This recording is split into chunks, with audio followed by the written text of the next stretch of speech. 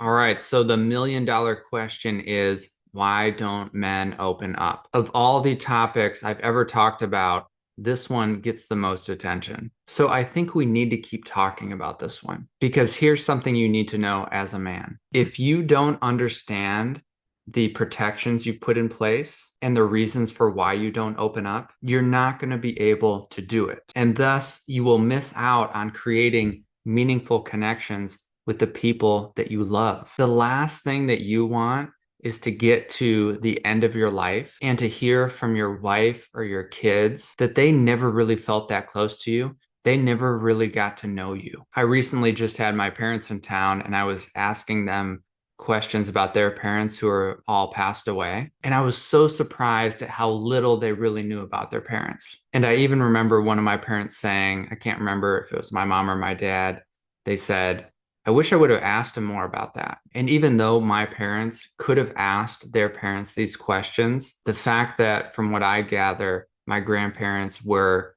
emotionally closed off led to that information not being shared. And now they're gone. It's over. If you don't find a way to share your heart with people and your real experience of life, you miss out on those conversations that create closeness. And another side effect of that is that if you're not opening up to other people, they're not going to feel safe to open up to you. So you might not even know what you're missing out on. I hear most of my clients say that they did not feel comfortable opening up to their fathers. And you do not want to be that guy. Am I speaking truth? Okay, let's get into the reasons why men don't open up. This is the Relationships Made Simple for Men podcast with me, Bryce Bauer. I've spent the last 15 years working mostly with men and exploring my own relationship with manhood, so I know what I'm talking about. The first reason that men don't open up is pretty simple.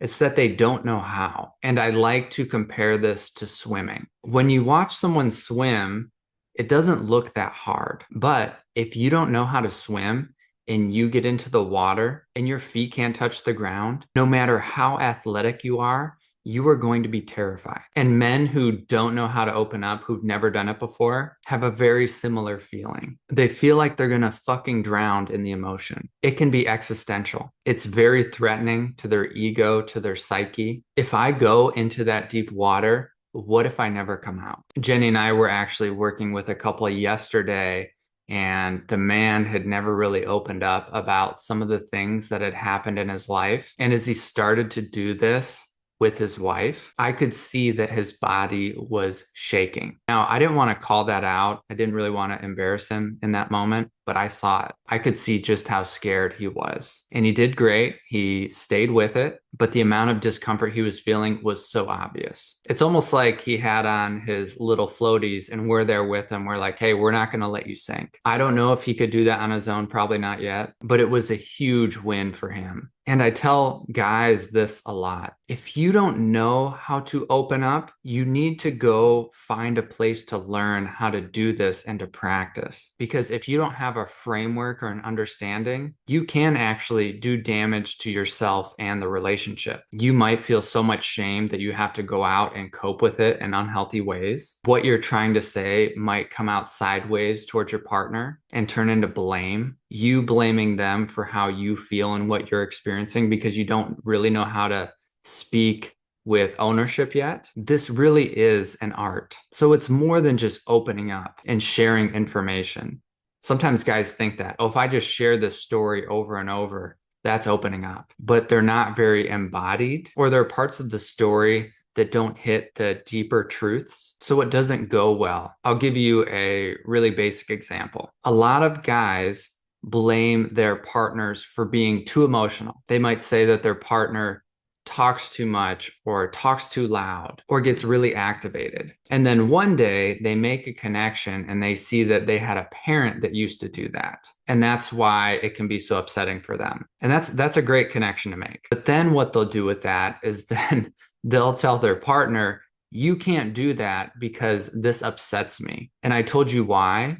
So don't do it ever again. And that's the piece where I'm like, not quite. You might not have deserved to be treated the way that you did, but you're a grown man now and your wife is having feelings, and your job is to work with your own triggers and trauma so that you can hold more of her emotions and your emotions about her emotions. And sure, she might need some work too on her delivery, but it's not fair to you to say, I realize that this is really uncomfortable for me. So it's all on you to stop doing it. That's an example of how ignorance in emotional capacity and communication can actually do damage to your relationship as you're starting to learn or starting to practice. So that's number one, and it's a big one. If you haven't put intentional time into learning how to open up and talk about your feelings and communicate, you probably suck at it, and you need to find a place where you can do that and learn. The second reason why men don't open up,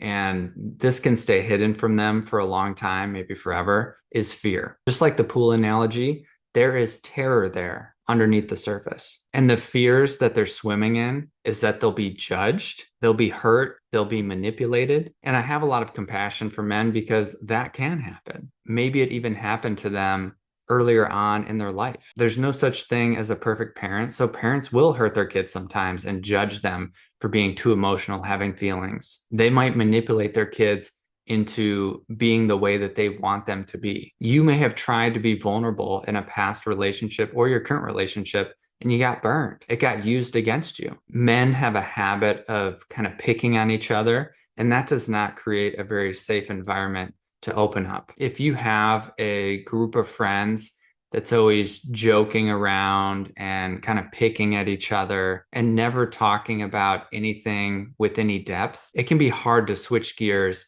and try on vulnerability. And if there's been tension in your relationship and there's been judgment one or both ways, that also doesn't create the safest environment to open up. So that fear is real, even if men don't always know that that's what's going on. That's often what's at the core. The third reason is emotional fragility. I know most men don't like to admit this, but they have very fragile psyches. They need to be seen a certain way in order to feel okay. I need to be strong. I need to be confident. I need to be tough. And so if someone shines a spotlight on them and says, maybe there's more to you than just that, or they get some feedback that brings up an insecurity without even knowing it, they're quick to shut that down. And they have their own defense strategies and deflections. But as someone like me who knows what's going on underneath the surface for a lot of men, I see right through it. And I actually think a lot of women do too. They know there's something more going on when they ask, how are you doing? And they hear fine, or I'm just a little frustrated. They see a man who just doesn't want to go there and who's putting up a wall, because to go there would be scary and they would feel fragile. So this is an issue of emotional capacity. If it hasn't been flexed, it hasn't been strengthened, it hasn't been acknowledged, then men will keep playing their character. And a lot of times they don't even know it. And for me, it can be a mix of humor and sadness. Sadness because I see a lot of men that don't really understand themselves and don't feel close to anybody. And humorous because the characters that some men play are so stupid. Take the alpha male stereotype. It's almost like a movie character. It's not a real person. So to play this character in real life, it's just so fake. And I'm not saying that we don't all play our own characters, but some men are trying way too hard. And the irony is that the harder a man is trying to portray themselves a certain way, the more likely it is that they're going to crash and burn at some point. You see this all the time on the news. Homophobic pastor gets caught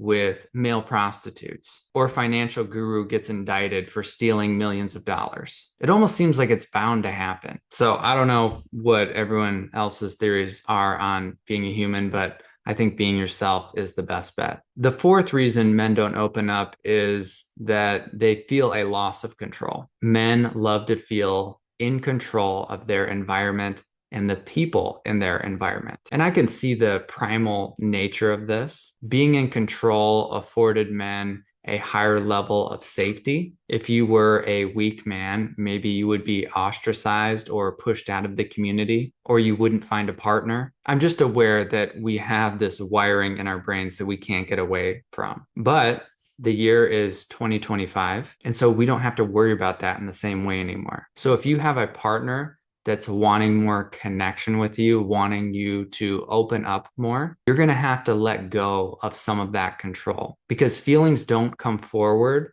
until we release control. We have to stop trying to control ourselves and being so tight. That's why I think every man needs to learn how to meditate, understanding how to relax your body, create some separation between your awareness and your thoughts so that feelings don't feel as existentially threatening. That whole process can be learned and then applied to your relationship with your partner. Meditation will help you communicate better for sure. And the final reason that men don't open up is they don't see the value. And I've talked with men about this a lot. If you were raised in a family where you were emotionally neglected as a little boy, that's all you know. You've never experienced what's possible. So men will do this is they'll just create that same environment in their own household. Maybe initially with their partner, they'll be attentive and they'll attune to them and try to open up some during the courting process. But then at 6 months to 2 years,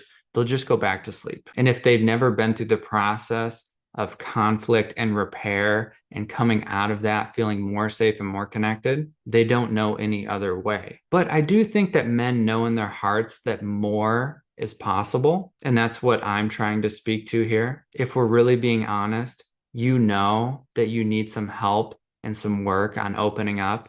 You know that that will help build more meaningful connections in your life. You actually already know that. I don't have to tell you that there's value there. Your job is to remind yourself of that, and to make this a foundational pillar in your life. You don't have to do it. It's up to you. But if you're listening to a podcast like this, hopefully that's a good reminder. And as men, we have to do this work. People are counting on us, and we will impact people more than we'll ever know. You are more important than you realize. So that's what I have to say for today. I'll include links for more information on how to work with Jenny or me or both of us. And I will see you next week.